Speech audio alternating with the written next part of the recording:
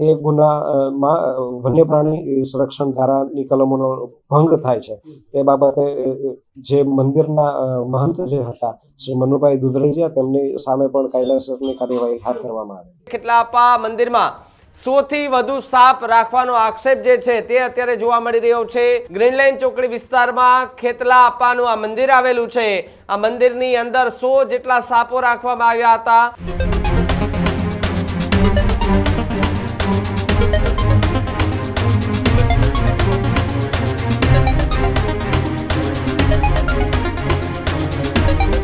સમાચારોમાં આગળ વાત રાજકોટની કરીએ તો રાજકોટના એક ખેતલાપા મંદિરમાંથી 100 જેટલા સાપોનું રેસ્ક્યુ કરવામાં આવ્યું છે। જી હા, 100 જેટલા સાપો ત્યાં રાખવામાં આવ્યા હોવાની વાત એ ફોરેસ્ટ વિભાગને મળતા ફોરેસ્ટ વિભાગની ટીમ ત્યાં પહોંચી હતી અને કાર્યવાહી અત્યારે હાથ ધરવામાં આવી છે।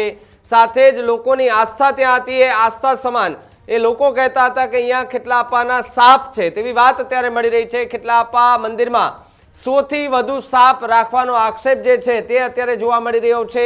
તો સાથે જ વાત કરવામાં આવે તો મંદિરના મહંત મનુ મણિરામ દુધરેજીયાની ધરપકડ કરી લેવામાં આવી છે।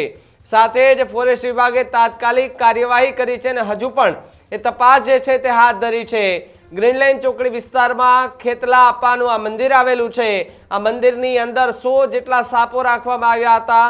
મહંત નાગદેવતા મંદિર તરીકે એ પ્રચાર કરતો હોવાનો ગંભીર આરોપ લાગ્યો છે। સરકારી નિયમોમાં ઉલ્લંઘન સામે કડક કાર્યવાહી એ કરવામાં આવી રહી છે। રાજકોટમાં ખેતલાપાના મંદિરમાં 100 જેટલા સાપો જે છે તે રાખવાને મામલે આ સૌથી મોટી કાર્યવાહી અત્યારે જોવા મળી રહી છે। આ જોઈ લ્યો તમે કે જે બાપુ છે તે પોતાના હાથમાં એ સાપ લઈને એ વિડીયો બનાવતા દેખાઈ રહ્યા છે। ત્યાં મંદિરોની અંદર પણ કેટલા બધા સાપ રાખવામાં આવ્યા છે। 100 જેટલા સાપો રાખવાનો આ ગંભીર આરોપ જે છે તે મંદિરમાં લાગ્યો છે। ખેતલાપાનું મંદિર કહેવાય રહ્યું છે। નાગદેવતા મંદિર તરીકે આ પ્રચાર જે છે તે કરવામાં આવતો તો લોકો ત્યાં દર્શન કરવા માટે આવતા હતા। જો કે સમાચાર એવા પણ છે કે આ મંદિર અને આ મહંત સામે જ્યારે કાર્યવાહી કરવામાં આવી ત્યારે આ મંદિર સાથે જોડાયેલા કેટલાક ભક્તો છે તેમણે ગંભીર આરોપો લગાવ્યા કે આ કોઈ સામાન્ય સાપ નથી, આ ખેતલાપા છે, એના દર્શન કરવા માટે લોકો અહીંયા એ આવે છે। એક આસ્થાનું પ્રતીક એ સાપને માને છે અને સાપ લોકોને કંઈ કરતા ન હોવાની વાત અને એવા આક્ષેપ જે છે તે ભક્તો કરી રહ્યા છે। ત્યારે ફોરેસ્ટ દ્વારા ઓફિસરને ખબર પડતી એ ઓફિસરો ત્યાં પહોંચ્યા હતા, પૂછપરછ કરવામાં આવી હતી અને સાથે જ સૌથી મોટો સવાલ હમણાં ખબર પડી કે આટલા સાપ ત્યાં મંદિરોની અંદર હતા, પરંતુ આ સાપો કેટલા સમયથી ત્યાં રાખવામાં આવતા હતા, સાપો સાથે શું કરવામાં આવતું હતું, આ એક તપાસનો વિષય છે। ત્યારે શું પ્રતિક્રિયાઓ આખી ઘટનાને લઈને સામે આવી રહી છે, સાંભળીએ એમને।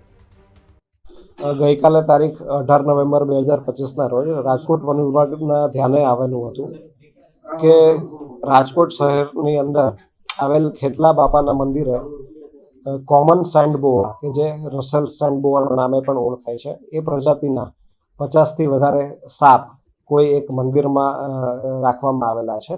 તો આ બાબતને ધ્યાને લઈને વન વિભાગે ટીમ બનાવીને તે સ્થળ ઉપર તપાસણી કરતા ત્યાંથી 52 જેટલા સેન્ડબોઆ સાપ મળી આવેલા હતા।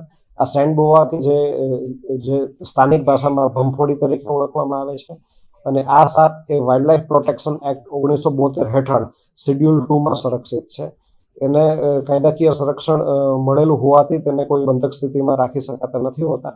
આ બાબતે રાજકોટ વન વિભાગ હેઠળની રાજકોટ ઉત્તર રેન્જ દ્વારા આનો ગુનો નોંધવામાં આવેલો છે તથા એ ગુનામાં વન્ય પ્રાણી સંરક્ષણ ધારાની કલમોનો ભંગ થાય છે એ બાબતે જે મંદિરના મહંત જે હતા શ્રી મનુભાઈ દુધરેજીયા તેમની સામે પણ કાયદેસરની કાર્યવાહી હાથ ધરવામાં આવી। સાહેબ, એમની પૂછપરછમાં શું સામે તેઓની પ્રાથમિક પૂછપરછમાં એ બાબતો સામે આવેલી હતી કે ખેતલાપાનું મંદિર ધાર્મિક રીતે સાપ સાથે જોડાયેલું છે અને ધાર્મિક આસ્થાના કારણે જ્યારે કોમન સેન્ડબોઆ સાપ મળતા તો તેને ત્યાં રાખવામાં આવતા હતા અને ત્યાં કોઈ તસ્કરી થતી હોય કે એનો કોઈ બીજો ઉપયોગ થતો હોય એવી કોઈ બાબતો ધ્યાનમાં આવેલી નથી। ખાસ કરીને હું એ કહેવા માંગીશ કે વન્ય પ્રાણી સંરક્ષણ ધારા હેઠળ કોઈ પણ વાઇલ્ડ લાઈફને આ રીતે પકડીને રાખવી કે તેને એનું ઉત્પીડન કરવું એને ગુના છે અને એ નિયમોની વિરુદ્ધ છે. ઘણીવાર અંધશ્રદ્ધામાં ક્યારેક નિયમો અને જોગવાઈઓના જાણકારીના અભાવે પણ લોકો અલગ અલગ વાઇલ્ડ લાઈફ છે, જેમ કે સાપ છે અને કાચબા છે, પોપટ છે, એને પોતાના ઘરે, મંદિરોમાં કે અલગ અલગ જગ્યાએ રાખતા હોય છે. તો આવું રાખીને કાયદાકીય જે ગૂંચવણમાં ન પડતા તેઓ વન વિભાગને સહકાર આપે અને આવી કોઈ બાબત ધ્યાનમાં આવે તો એ પણ વન વિભાગના ધ્યાને મૂકે એવી મારી અપીલ છે. સાહેબ, આપના દ્વારા આગળ કોઈ ટીમ બનાવીને કોઈ કાર્ય, કારણ કે ઘણા બધા એવા મંદિરો હજુ પણ રાજકોટ સૌરાષ્ટ્રમાં ચોક્કસથી અમને અલગ અલગ જગ્યાએથી જે માહિતી મળી રહી છે, અલગ અલગ પ્રાણીઓની વખતો વખત જ્યારે પણ માહિતી મળે છે ત્યારે એ બાબતની સ્થળ તપાસ કરીને વન્યજીવનું સંરક્ષણ સર્વોચ્ચ રીતે થાય એ પ્રાયોરિટી સાથે વન વિભાગ કાર્ય કરે છે.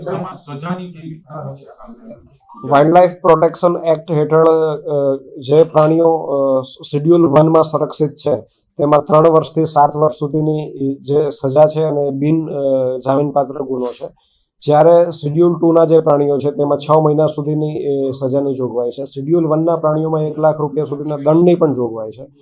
તો જ્યારે આવું એક કાયદાકીય સંરક્ષણ મળેલું છે તો લોકો પણ વન્યજીવોના સંરક્ષણમાં સહકાર આપે તે અપેક્ષિત છે. સાહેબ, આગળ હવે આમાં શું કાર્યવાહી કરવું?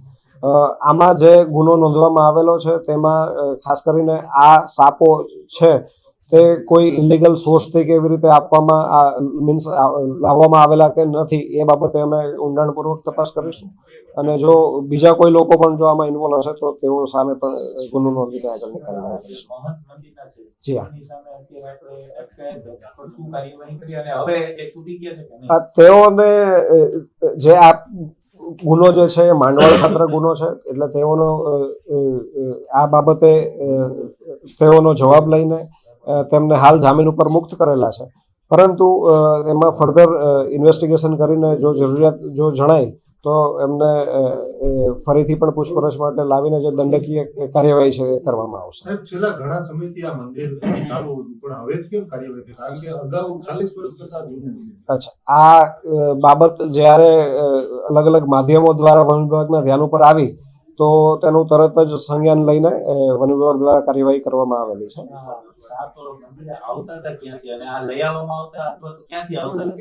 સ્થાનિક જે પૂછપરછમાં એવું ધ્યાનમાં આવેલું છે કે લોકો જે આ સાપ સાથે ધાર્મિક આસ્થાથી જોડાયેલા હતા તો તેમના ધ્યાને જ્યારે આ સાપ આવે તો ત્યાં મંદિર ઉપર લોકો મૂકી જતા હતા અને જે ત્યાંના મહંત છે એ પણ સ્નેક હેન્ડલિંગમાં જાણકાર હોવાનું પ્રાથમિક તપાસમાં ધ્યાને આવેલું છે.